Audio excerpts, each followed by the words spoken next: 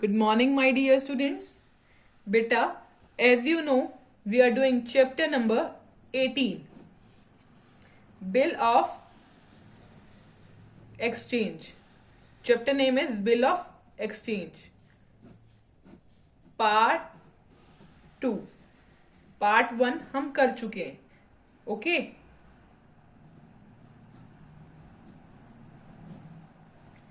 Bill of exchange हम अपने previous video में बच्चा ये पढ़ चुके हैं. बिल ऑफ एक्सचेंज किसे कहते हैं. ओके हम definition of bill of exchange कर चुके हैं, बट मैं आपको सिंपल लैंग्वेज में एक बार दोबारा से एक्सप्लेन कर देती हूँ. देखो, जब हम गुड्स क्रेडिट पे सेल करते हैं, मतलब उधार पे देते हैं, ठीक है. ओके, और जो सेलर होता है, क्या होता है, सेलर होता है, वो एक बिल बनाता है. किसके नाम का? जो परचेज कर रहा है उसके नाम का, राइटिंग में, ठीक है. और जो परचेज कर रहा है वो उस बिल को एक्सेप्ट करता है, ठीक है, और साइन करके वो सेलर को रिटर्न कर देता है. ओके, इसको बोलते हैं bill of exchange.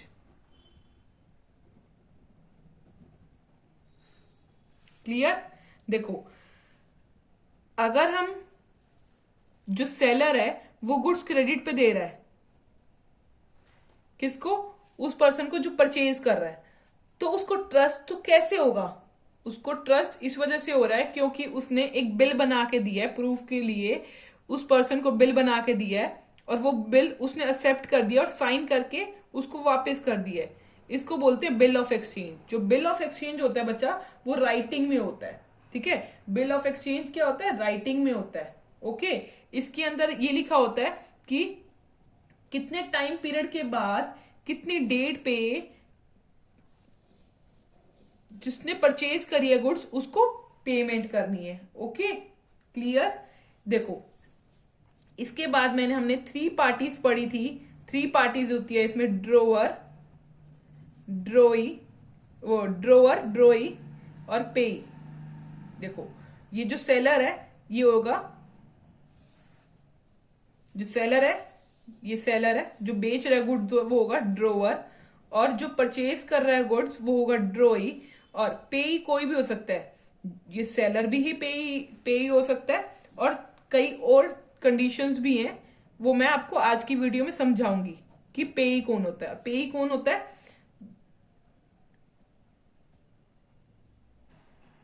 The person to whom the payment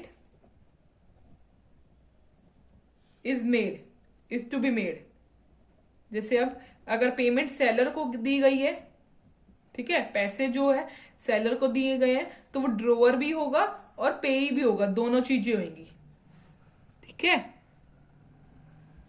okay, but जरूरी नहीं है कि जो सेलर है वो ड्रोवर भी हो और पेई भी हो. कुछ और कंडीशन में पेई जो होता है वो चेंज हो जाता है. पेई, थर्ड पार्टी भी पेई हो सकती है.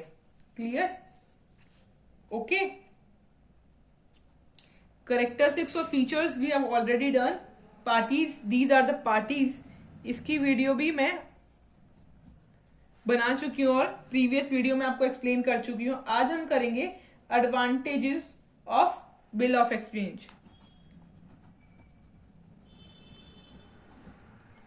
Advantages of bill of exchange. Bill of exchange के क्या फायदे हैं? Today we will do in this video. देखो, first, helpful in the purchase and sale of goods. Purchase और सेल ऑफ गुड में हेल्पफुल है. ओके, क्यों हेल्पफुल है? क्योंकि a bill of exchange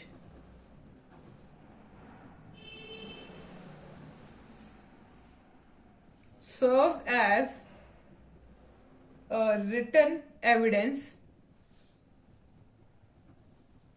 of debt. Bill of exchange serve as written evidence. ये क्या है? बिल ऑफ एक्सचेंज क्यों उसमें होता है? रिटन में होता है, तो रिटन एविडेंस है, प्रूव है. ऑफ डेप्ट, उधार का। ओके,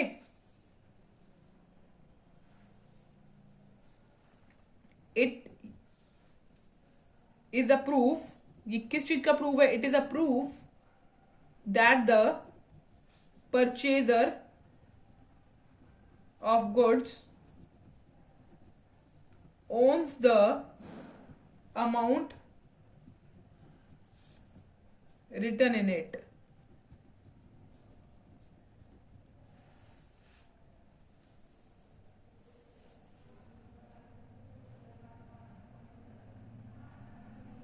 सच एज, इसकी वजह से, बिल ऑफ एक्सचेंज की वजह से गुड्स जो हैं वो इजीली सोल्ड हो सकती है। Goods can be sold on credit without difficulties.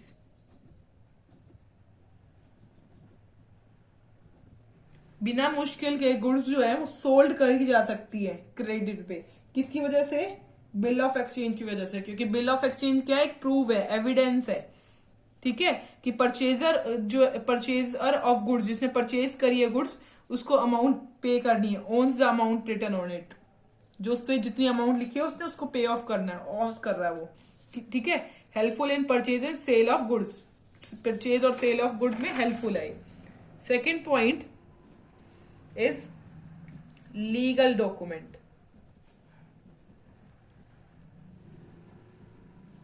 जो बिल ऑफ एक्सचेंज जो है वो लीगल डॉक्यूमेंट है। लीगल डॉक्यूमेंट के मतलब लॉ के थ्रू बना हुआ है। It is a valid document, it is valid document in the eyes of law. It is valid document in the eyes of law. Okay, अगर इसमें ड्रोवर जो है, ड्रॉई, सॉरी बच्चा, देखो एक ड्रोवर होता है और एक ड्रॉई होता है, ठीक है। ड्रॉई जो परचेज कर रहा है वो कौन होगा? ड्रॉई। अगर जो ड्रॉई है बच्चा फेल कर जाता है पेमेंट करने में, ठीक है, फेल कर जाता है पेमेंट करने में, तो it would be easily recover, क्योंकि ये हम इजिली रिकवर कर सकते हैं। क्यों? क्योंकि ये लीगल डॉक्यूमेंट है, ठीक है, ठीक है। अगर लीगल डॉक्यूमेंट है, अगर वो वर्बली कह के जाता, प्रॉमिस करके जाता कि मैं आपको 3 मंथ बाद पेमेंट कर दूंगा, तो हमारे तो कोई प्रूफ नहीं होता, बट ये लीगल डॉक्यूमेंट प्रूव है, ठीक है। तो लिखेंगे इफ द ड्रॉई, ड्रॉई कौन होता है? जिसने परचेज करी है goods. If the drawee fails to pay, if the drawee fails to make its payment, अगर वो पेमेंट करने में फेल हो जाता है, it would be easier to recover, easily recover कर सकते हैं फिर भी हम द अमाउंट। क्यों रिकवर कर सकते हैं? क्योंकि हमने ये लीगल डॉक्यूमेंट बना रखा है। Legally, easily recover the amount legally इन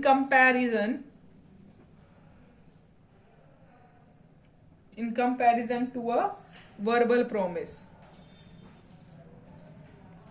अगर वो वर्बल प्रॉमिस करके जाता और हमारे पास कोई डॉक्यूमेंट नहीं होता तब मुश्किल होती, बट अब हमारे पास लीगल डॉक्यूमेंट है, प्रूफ है हमारे पास, valid document in the lies of law है हमारे पास, तो कोई प्रॉब्लम नहीं है। ओके, अब third point is discounting facility. Discounting facility भी अवेलेबल होती है हमें बिल ऑफ एक्सचेंज की वजह से। देखो डिस्काउंटिंग फैसिलिटी क्या होती है, देखो एक एक्स है और एक वाई है। एक्स कौन है? ड्रोवर। ड्रोवर का मतलब आपको याद होना चाहिए सेलर। ये है ड्रॉई। ड्रॉई का मतलब क्या होता है? परचेज, जो कर रहा है, परचेजर, ठीक है। अब एक्स को ड्यू डेट से पहले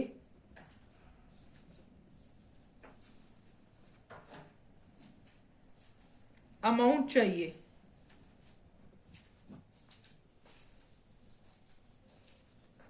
ड्यू डेट से पहले, ये डेट ऑफ मेच्योरिटी से पहले इसको अमाउंट चाहिए, ठीक है। जैसे वाई ने अमाउंट देनी थी 1 मार्च को 2018 में, बट एक्स को अमाउंट चाहिए 1 फरवरी 2018।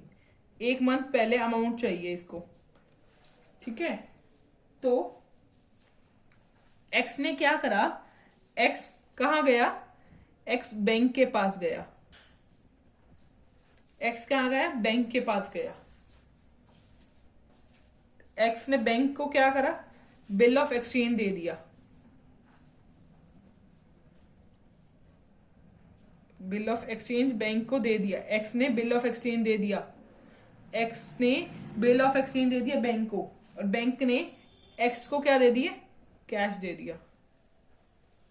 ये होता है डिस्काउंटिंग फैसिलिटी, मतलब डिस्काउंट मिल गया बैंक से उसी टाइम पे, 1 फरवरी को ही उसने पैसे ले लिए। अब जो वाई था वो तो 1 मार्च को देगा, बट 1 फरवरी से एक्स ने बैंक से ले लिए वो पैसे, कैश करवा लिए, ठीक है। क्या बैंक उसको उतने के उतने पैसे दे देगा जितने बिल ऑफ एक्सचेंज में लिखे हुए हैं? जैसे बिल ऑफ एक्सचेंज में लिखे हुए हैं 1000 रुपीज, क्या वो 1000 के 1000 रुपीज उसको दे देगा? नहीं, 1000 के 1000 रुपीज नहीं देगा, कुछ अमाउंट डिडक्ट करेगा, कुछ अमाउंट डिडक्ट करेगा डिस्काउंट के नाम से। जैसे उसने उसको 9900 अमाउंट दी, 100 रुपीज उसने डिस्काउंट के रख लिए, ओके। अब ये ड्रोवर है, ये ड्रॉई है, ठीक है। अब वाई एक्स को पेमेंट नहीं करेगा, वाई किसको पेमेंट करेगा, बैंक को। तो ये पेई कौन हुआ इसमें, बैंक जो होगा वो पेई ही होगा, क्योंकि अमाउंट ये ले रहा है। तो डिस्काउंटिंग फैसिलिटी भी होती है, ओके। डिस्काउंटिंग फैसिलिटी में क्या होगा, the holder of a bill, जो होल्डर होगा बिल का, नीड नॉट टू वेट। अब जो होल्डर था बिल का ये एक्स, इसको वेट नहीं करना पड़ा till the due date. Due date जैसे अब 1 मार्च 2018 थी, वेट नहीं करेगा till the due date of the bill to receive its payment.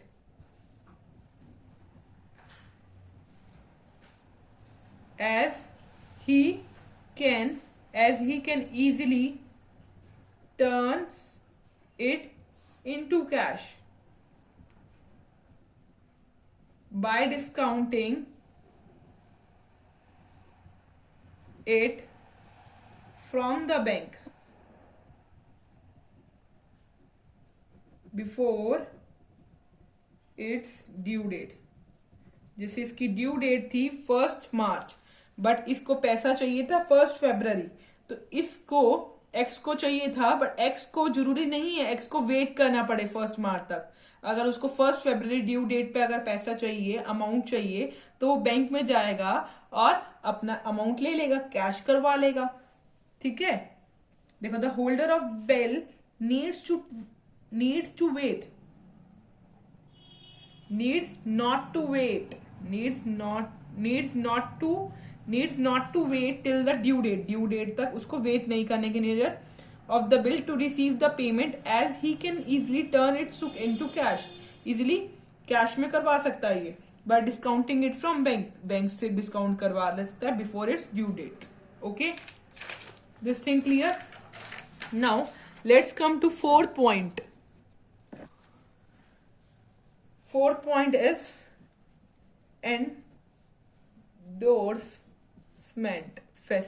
endorsement facility। ये टर्म्स याद रखें, ये है इंपॉर्टेंट टर्म्स है, मैं आपको अब समझा रही हूं साथ साथ, ठीक है। Endorsement facility, okay. Next one, अभी हमने डिस्काउंटिंग फैसिलिटी करी है, अब हम पढ़ रहे हैं एंडोर्समेंट फैसिलिटी।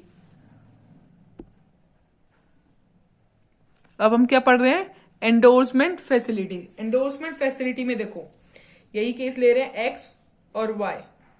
आपकी बुक में नहीं है ये केसेस, मैं एग्जांपल जो दे रही हूं आपकी बुक में नहीं है, so you should listen it carefully, okay. अगर आपको फिर भी कुछ डाउट ये समझ नहीं आएगा, then you can ask from me. X और वाई, एक्स कौन है, ड्रोवर,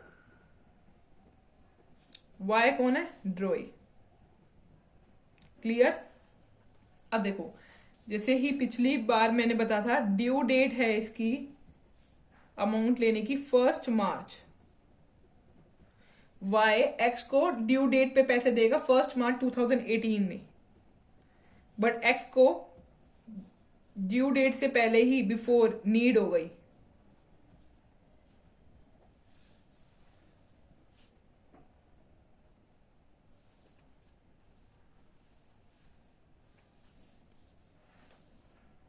फर्स्ट फरवरी 2018 में नीड हो गई।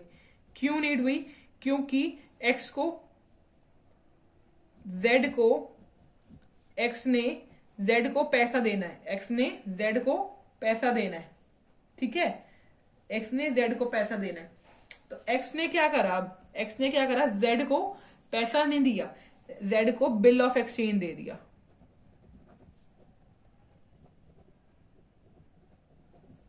एक्स ने जेड को क्या दिया? बिल ऑफ एक्सचेंज दिया, मतलब थर्ड पार्टी को, थर्ड पार्टी हो गई, को बिल ऑफ एक्सचेंज दे दिया। पैसा नहीं दिया इसने, इसने क्या दे दिया? जेड को बिल ऑफ एक्सचेंज। एक्स ने जेड को बिल ऑफ एक्सचेंज दे दिया। एक्स ने जेड को पैसा देना था और जेड मांग रहा था, तो जेड को ये कहता है मेरे पास पैसा नहीं है, तू बिल ऑफ एक्सचेंज ले ले। बिल दे दिया उसने इसको। क्लियर?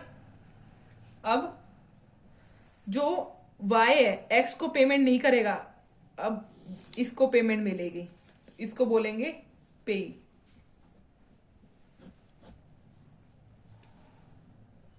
पेई कौन होता है? जिसको पेमेंट मिलती है, जिसको पेमेंट की जाती है, वो बोलते हैं उसको पेई।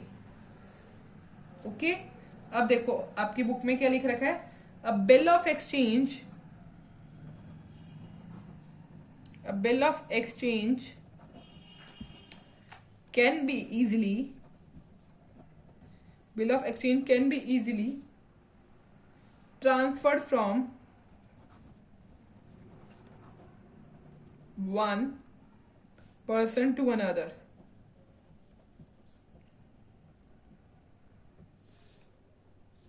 in settlement of debt,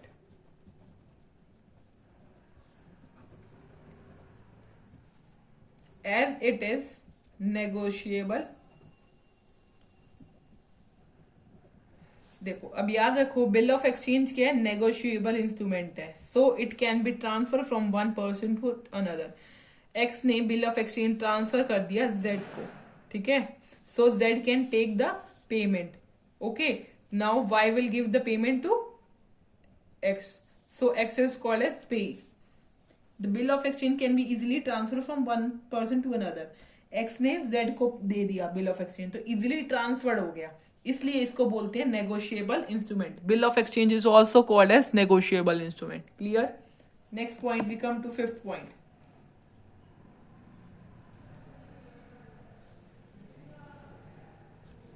relief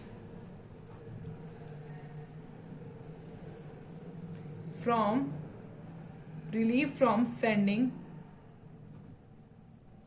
reminder, relief from sending reminder।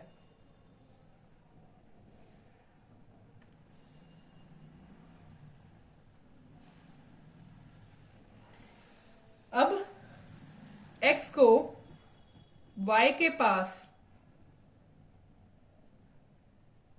जाने की जरूरत नहीं है और इसको रिमाइंड करवाने की जरूरत नहीं है उसको।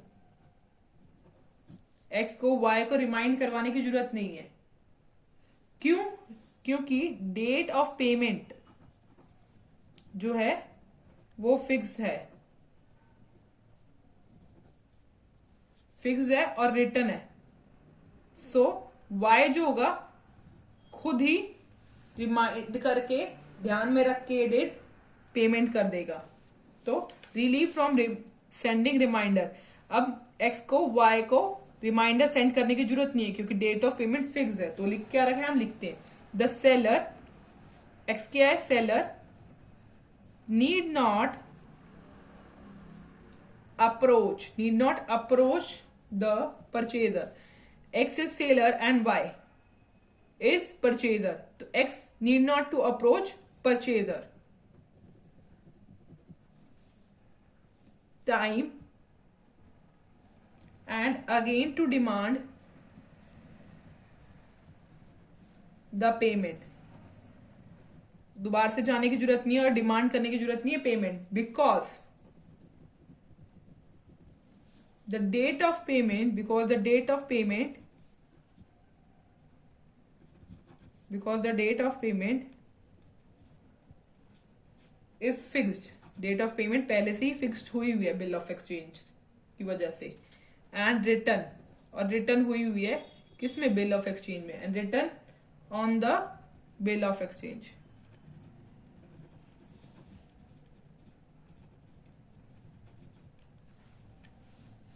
Is it clear? Relief from sending reminder is the fifth point. Now come to sixth point. Sixth point is helpful in planning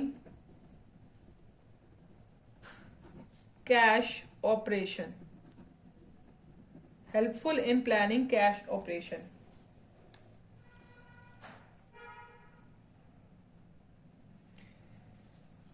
अब देखो, अब सेलर जो है एक्स है. अब सेलर एक्स को पता है वाई जो है 1 मार्च 2018 को पेमेंट करेगा. एक्स को क्या पता है कि वाई जो है परचेजर वो इतनी तारीख को इसको 1 मार्च 2018 को पेमेंट करेगा. सो उसके अकॉर्डिंग वो प्लान कर सकते हैं अपने कैश ऑपरेशंस. ठीक है, तो इसमें आएगा the seller knows the time. इसको पता है एक्स को टाइम कि 1 मार्च 2018 में वाई पेमेंट करेगा. The seller knows the time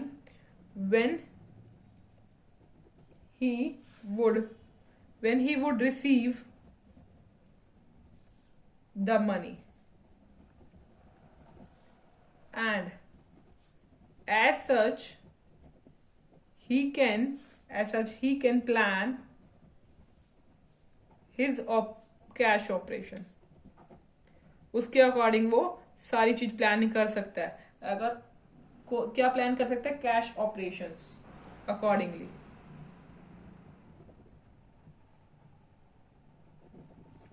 seventh point, convenient.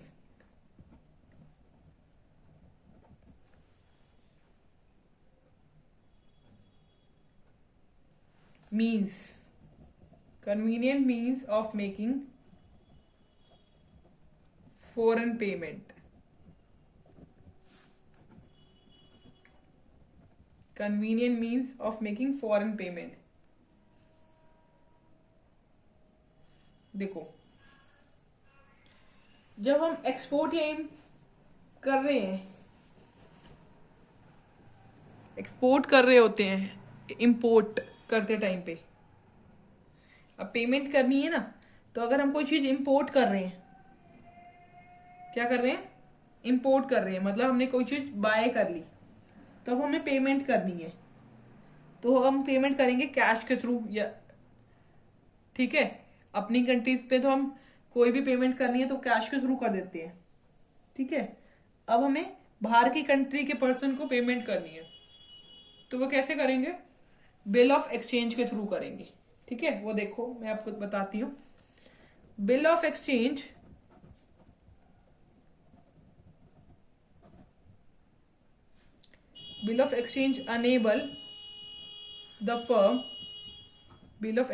enable the firm to receive and make payment in case of foreign trade. अगर हम foreign trade कर रहे हैं तो बिल ऑफ एक्सचेंज जो है अनेबल करती है फर्म को रिसीव करने के लिए और मेक पेमेंट.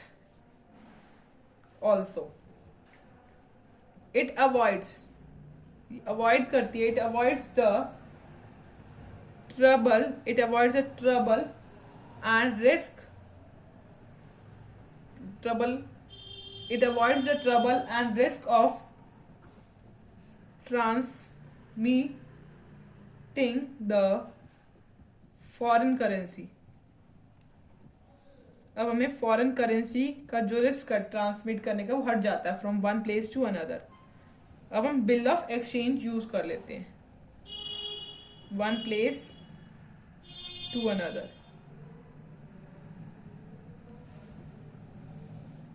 क्लियर? 8 पॉइंट, वो 7 पॉइंट था बच्चा, अब हम 8 पॉइंट कर रहे हैं. Saving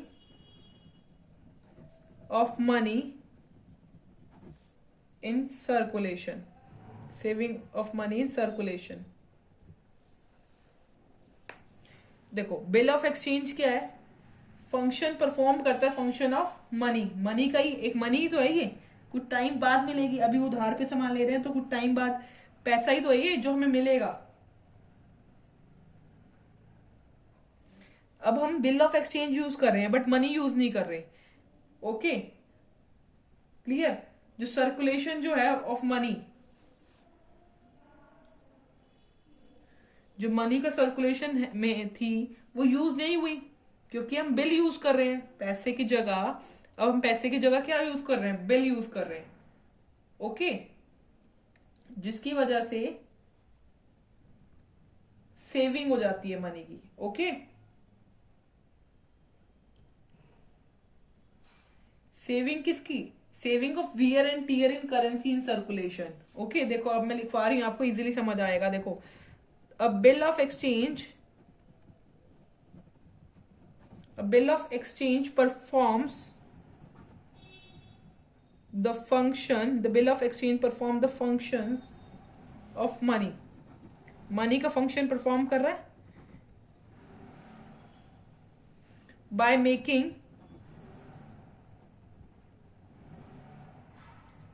payment through bill. अब हम पेमेंट करेंगे through bill, by making payment through bill. The money in circulation, the money in circulation will not be used. अब देखो मनी यूज नहीं हुई ना सर्कुलेशन में, बिल इधर से उधर गया. The money in circulation is will not be used and hence result in the, जिसकी वजह saving, and result in saving of wear and tear, saving of wear and tear in the currency. Currency में wear और tear नहीं आया, save हो गया उसकी वजह से in circulation. क्योंकि सर्कुलेशन किसकी हुई, बिल ऑफ एक्सचेंज की हुई. Clear? This was 8 point, 8 point था.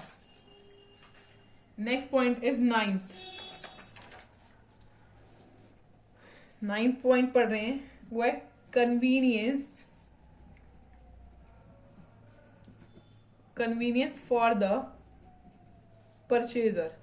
परचेजर के लिए कन्वीनियंस है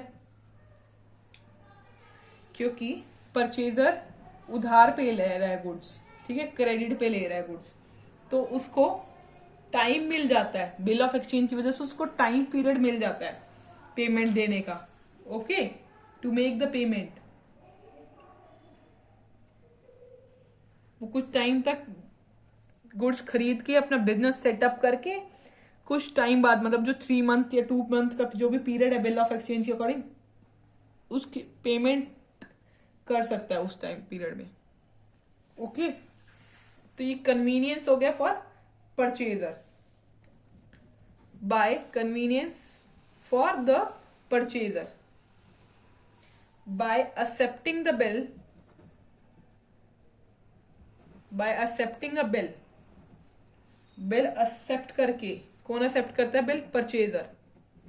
by accepting the bill, purchaser get time, by accepting the bill the purchaser get the time to make payment.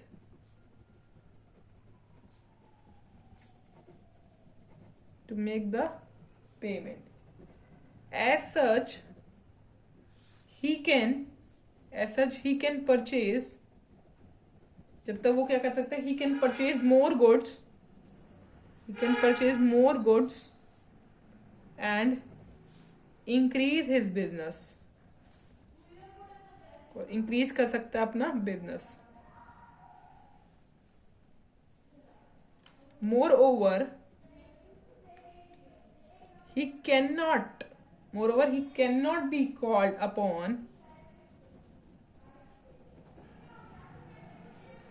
to make the payment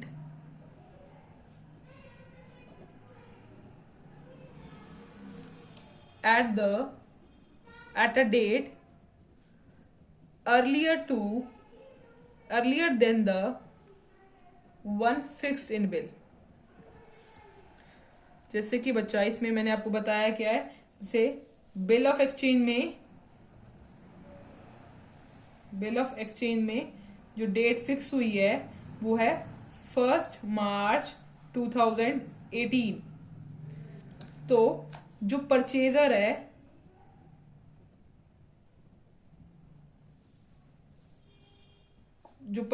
है उसको ये नहीं कहा जाएगा कि आप इस डेट से पहले पेमेंट करो. He can not be called upon to make the payment at a date earlier than fix date. जो फिक्स डेट ये है, इससे पहले पेमेंट करने के लिए उसको नहीं कहा जाएगा. किसको? परचेजर को. ओके, उसको टाइम पीरियड मिलता है. ओके बेटा, आप अपनी बुक में पेज नंबर 18.4 तक रीड आउट कर लीजिए. इसके बाद मैं आपको प्रोमिसरी नोट के बारे में बताऊंगी, डिफरेंस बताऊंगी इन दोनों के बारे में, और हम इसके क्वेश्चंस करेंगे. ओके बच्चा, थैंक यू वेरी मच.